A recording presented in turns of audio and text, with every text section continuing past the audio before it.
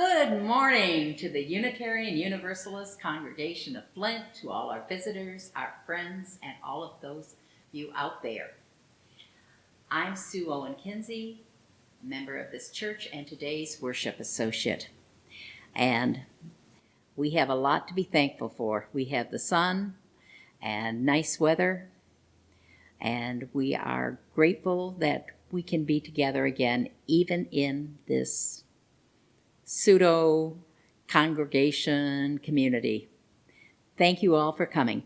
Today, our minister is Reverend Jerry Kerr, and he'll be speaking later. If you don't know about Unitarianism and Universalism, they are a religion that it's a little harder than other religions because nobody's going to tell you what to believe in. It is up to you to look inside yourself and find your truth. And it's also up to you to realize that other people have done the same things and they deserve the respect that you would ask of them. We don't all agree on anything, not even how to make coffee. But we do all agree that we each have a purpose in this life and a journey to go on. And we are here to help support each other in that journey. Now, we're going to have a coffee hour afterwards on Zoom, and that's been shown to you, the Zoom number, and it'll be shown to you at the end. Please join us for this coffee hour. We're going to have a discussion of the service, and then we're going to have a discussion of who knows what in another room, just to talk with each other and to see each other's faces. We have a couple of announcements. One of the other ways we're trying to get together as a community, and again, guests, visitors are welcome to these, are we're going to be meeting every Saturday at one of our local parks, depending, of course, on the weather. Please listen to your robocalls and your e-updates. They'll tell you where and when. Bring a chair, bring something to eat if you want, something to drink. We will be socially distanced, and some be masked if we can't socially distance. And we will have a chance to actually see each other in real life. That'll be an exciting experience. I've been to a couple, and they are enjoyable. The other thing is we have a reopening committee. And this reopening committee is our ministers, our moderator, and many of the other committee members and chairmen. And we've been working on this since we closed down in April. We've been working on it and are going forward and working on it together again. And this committee will have the services in person when the governor, UU, and this local congregation feels it's safe. We're putting everybody's safety first. And now we will begin our service with a prelude by Jennifer Howard. Thank you, Jennifer.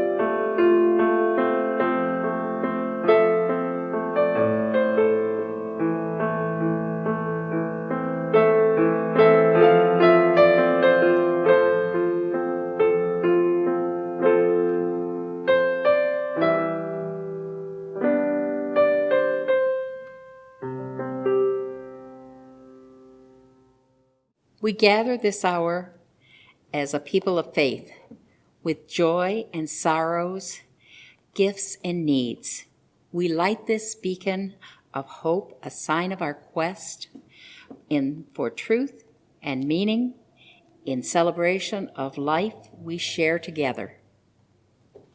Now, if you'll join with me in reciting our covenant, recognizing the richness of diversity, the beauty and wonder of shared worship, and the transforming power of love and service, we gather as a sacred, intentional community to freely seek truth and knowledge, to celebrate the fullness of life, and by our actions to increase goodness and justice.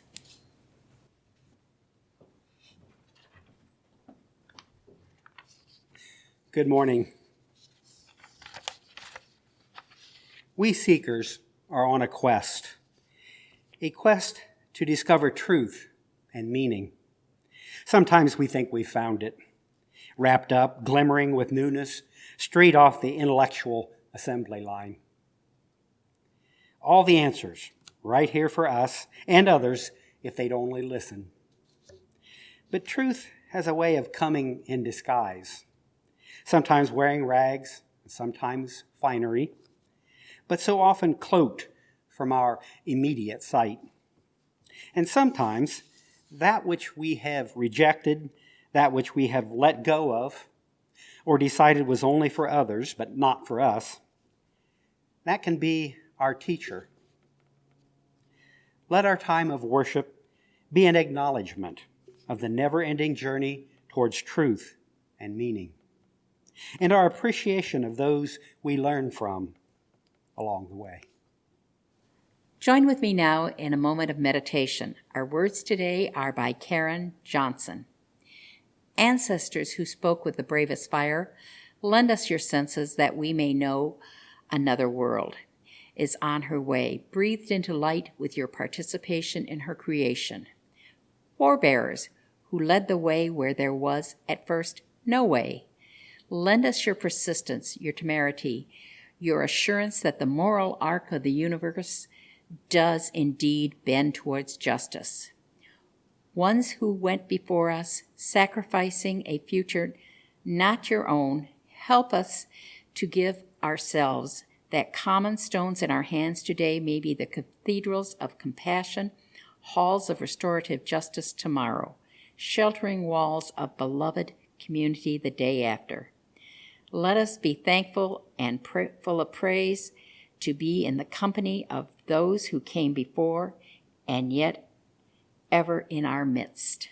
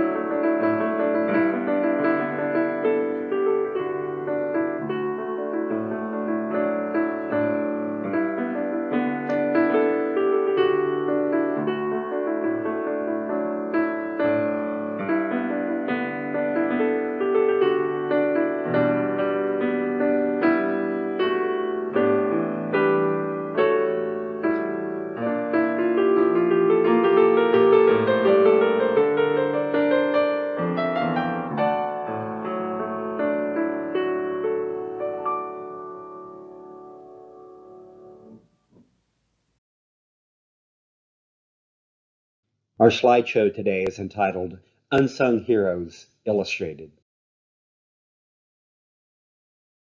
Robert Smalls freed himself and his crew and their families from slavery during the American Civil War by commandeering a Confederate transport ship in Charleston Harbor in 1862.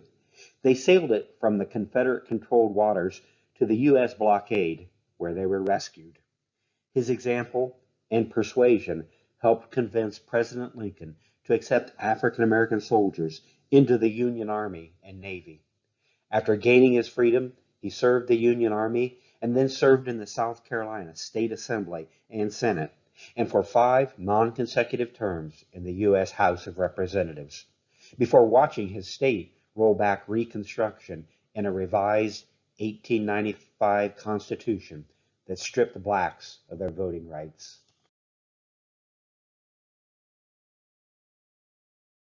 In October 2012, while on a bus in the Swat district of Pakistan on their way home from school, Malala Yousafzai and 2 other Pakistani girls were shot by a Taliban gunman in an assassination attempt in retaliation for her outspoken support for educating girls. Malala was hit in the head with a bullet and remained unconscious and in critical condition for many days. The attempt on her life sparked an international outpouring of support for Malala. In 2014, Malala was announced as the co-recipient of the 2014 Nobel Peace Prize for her struggle against the suppression of children and young people and for the right of all children to education. Alice Catherine Evans was a microbiologist who championed the pasteurization of milk, thus saving countless lives. She was working at the U.S. Department of Agriculture at the time, but her work was not taken seriously because she was a woman and had no PhD. She encountered a great deal of difficulty convincing physicians, public health officials, veterinarians, and farmers that pasteurization was needed to halt the spread of brucellosis. Eventually, she succeeded because her findings were corroborated by research done by men. And in the 1930s, the pasteurization of milk became mandatory in the U.S. dairy industry. Called upon by the FBI in 1991 to testify about the character of a poorly qualified Supreme Court nominee, Clarence Thomas, Anita Hill testified about Thomas's aggressive sexual harassment of her while he was her supervisor at the Department of Education and the Equal Employment Opportunities Commission. 4 witnesses who would have corroborated her testimony waited in the Capitol building on the day of Hill's testimony, but they were never called to the stand. Hill was denounced as a liar because she did not complain earlier, and Thomas was appointed to the Supreme Court. In September of this year, Mario Gomez, a general news correspondent in the town of Yohalan, was leaving his house to go to work when 2 unidentified men arrived and murdered him in cold blood with a series of shots to the abdomen at point-blank range. Gomez, 35, had also been threatened in 2016 for publishing articles on corruption by 2 state officials. He is just one of hundreds of Mexican journalists who were murdered after they continued to do their truth-telling, knowing full well that it could cost them their lives.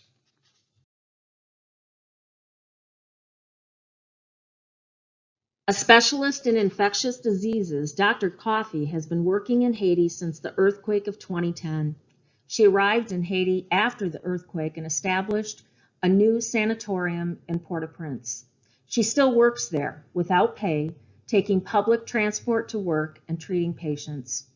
A group of local volunteers, many of whom survived tuberculosis because of Dr. Megan, are now helping and taking care of other infected men, women, and children.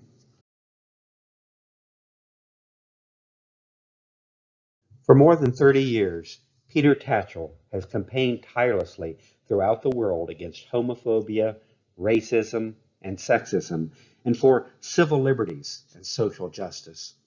Through direct political action and his writing, he has stood up to and confronted injustice and abuse, often at considerable risk to himself. Despite being attacked physically and verbally, he has never allowed himself to be bullied into silence.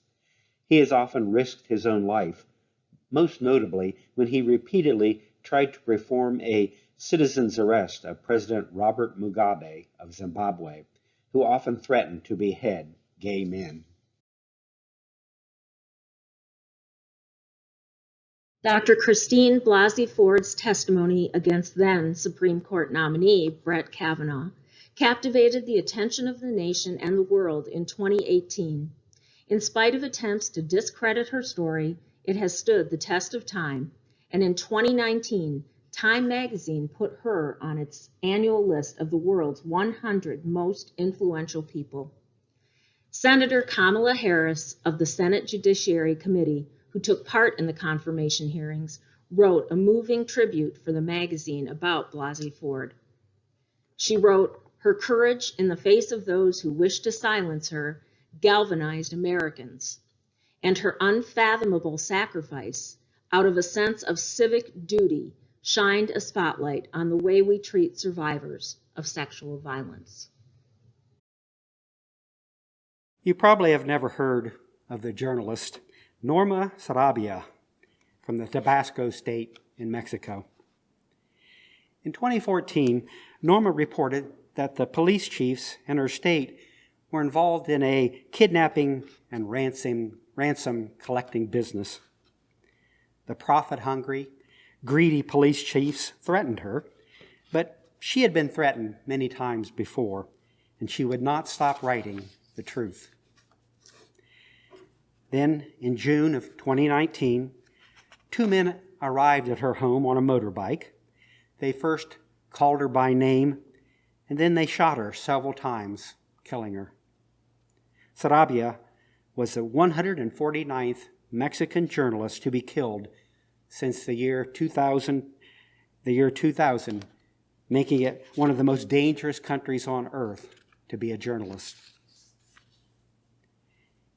And even though most people don't know her name, or the names of hundreds of other murdered journalists and environmental activists in Latin America, Norma Sarabia was obviously a hero. It seems people often think that to be a hero, you have to be famous. And many heroes of an earlier age, like Amundsen, who made it to the South Pole, Peary, who made it to the North Pole, Sir Edmund Hillary, who was the first to ascend Mount Everest, and Charles Lindbergh, who flew across the Atlantic Ocean. They were known worldwide, and people talked about how they conquered some part of the planet.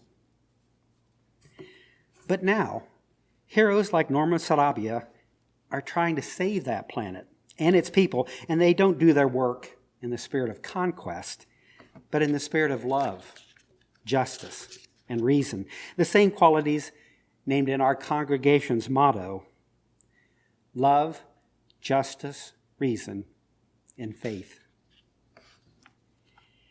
In preparing my thoughts for today's sermon, I tried to remember who were my heroes when I was moving through the early stages of my life. There were many, really. My time in church had instilled in me a great respect for Jesus. And as I've mentioned before, I remember reading the Sermon on the Mount in a King James red letter edition where Jesus' words are in red.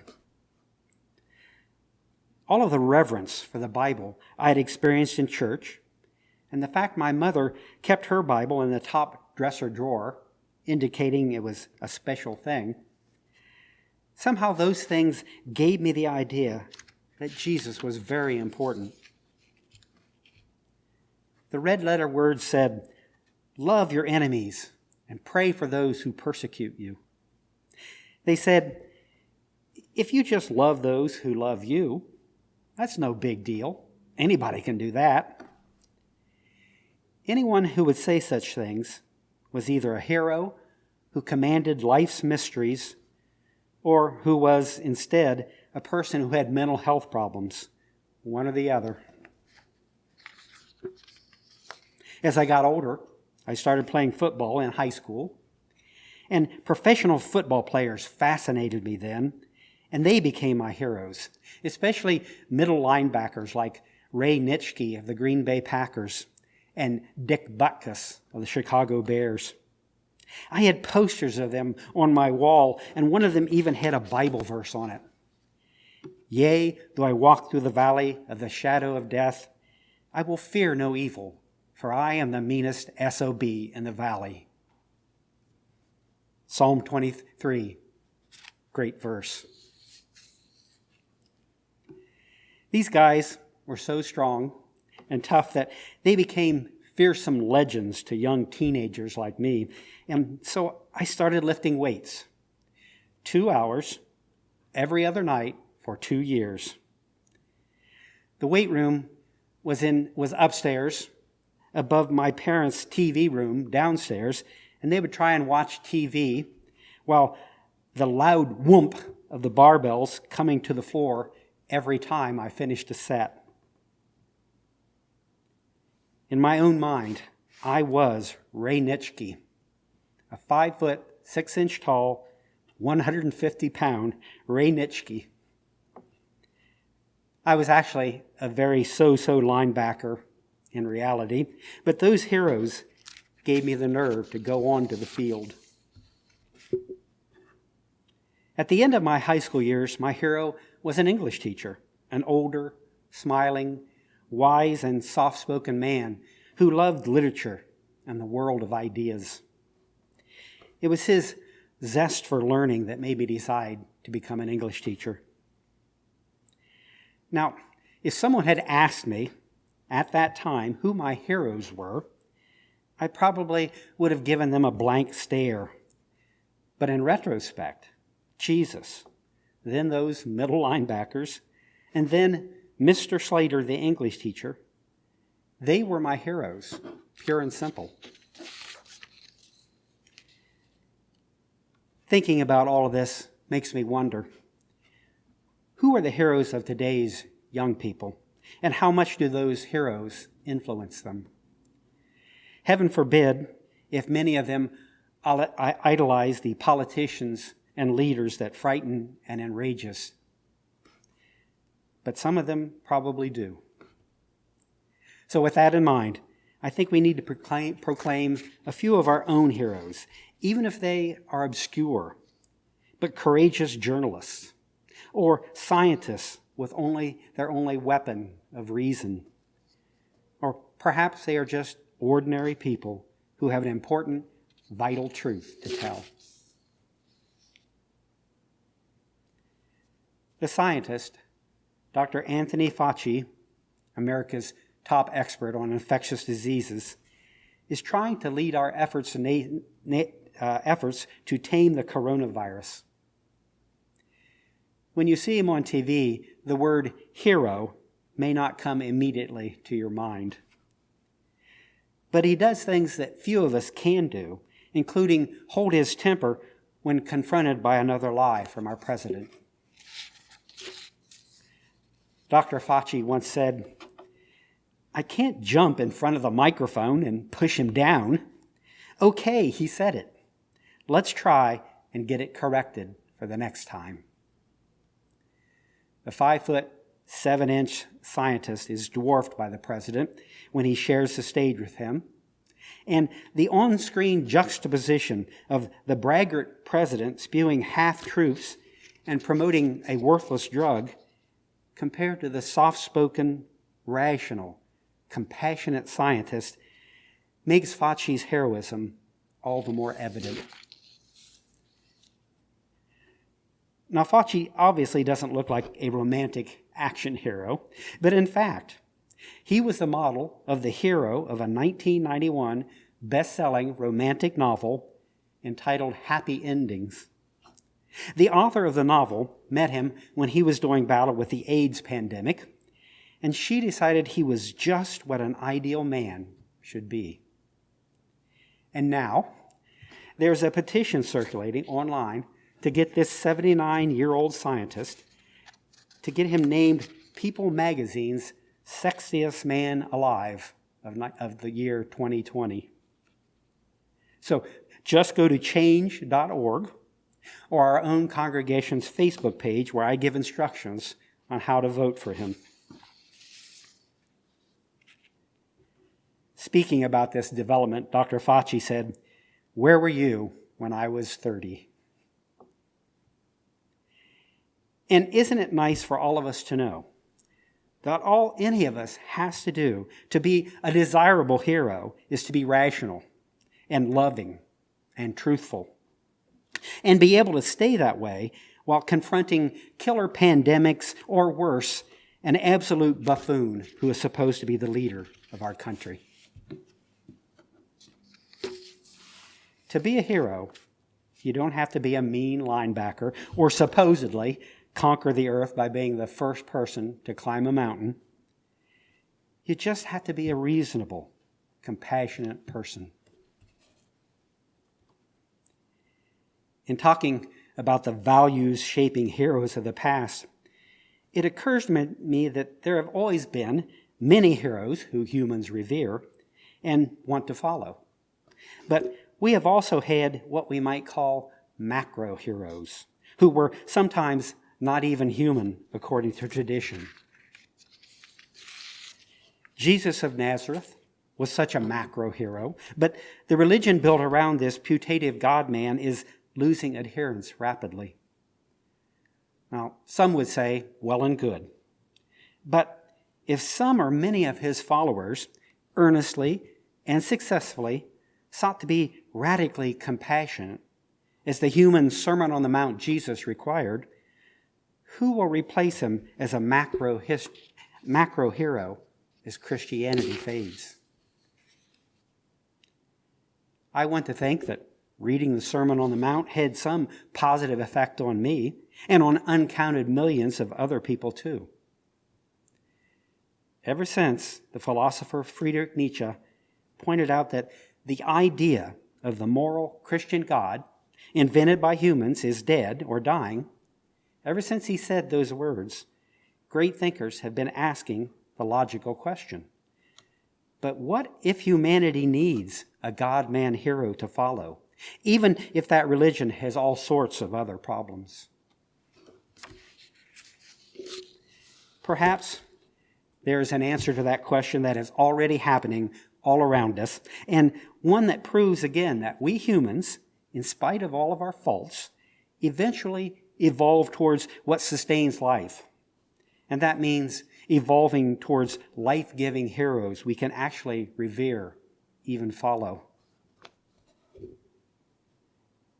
Gianni Vattimo, an eminent Italian philosopher for many decades, the framer of the European Constitution, and former professor at Italy's Turin University, addresses these critical questions. Vattimo says, in essence, that when the old Christianity dies, that is, the Christianity that makes all sorts of claims about Jesus being God, and that believing in Jesus Christ is the only way to be saved from an eternal hell, when all of that dies, what will be left is just what we need: Jesus' own religion that was about liberating people. Explained in the terms of today's topic, Gianni Vattimo's recent book, After Christianity, says in effect that we are moving towards having a Jesus who can be an even more meaningful hero that we can emulate.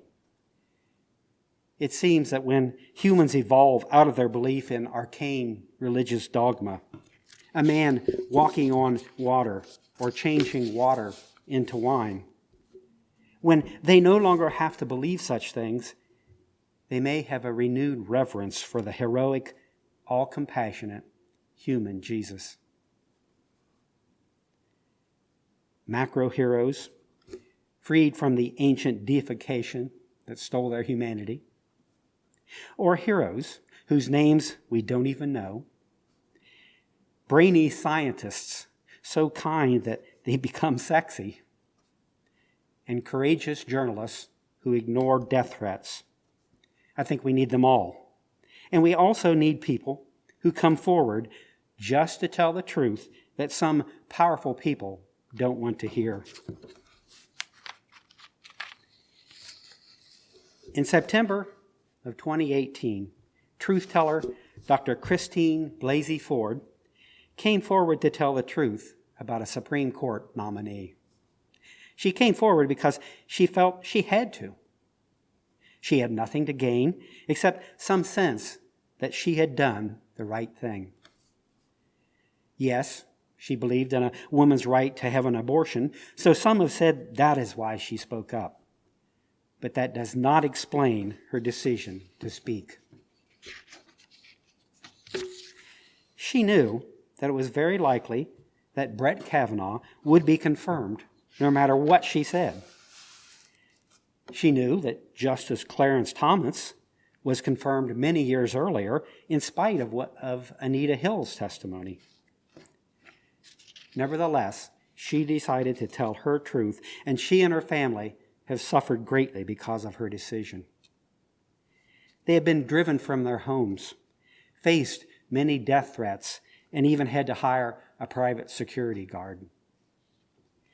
But her heroism helped empower the Me Too movement that has enabled countless women to speak up about how they were abused. Heroism is infectious, it seems. It emboldens others to go out and conquer not some mountain or ocean, but even bigger things like the human greed that Norma Sarabia took on, or the diseases and the lies that Dr. Fauci seeks to conquer. These heroes, and most heroes, may not be global macro heroes like Jesus of Nazareth, but not everybody wants or needs a global hero. Some of us don't really need to know the names of all those who fought and sometimes died for our planet and their fellow creatures. Their heroism is infectious just because we know they exist. There's no guarantee that the heroes we proclaim will become some other person's hero. Neither will we be able to know the effect our heroes have on others who also may come to see them as heroic. A person's role models slowly seep into their being, and then one day they realize, oh, my wise old English teacher, he was my hero.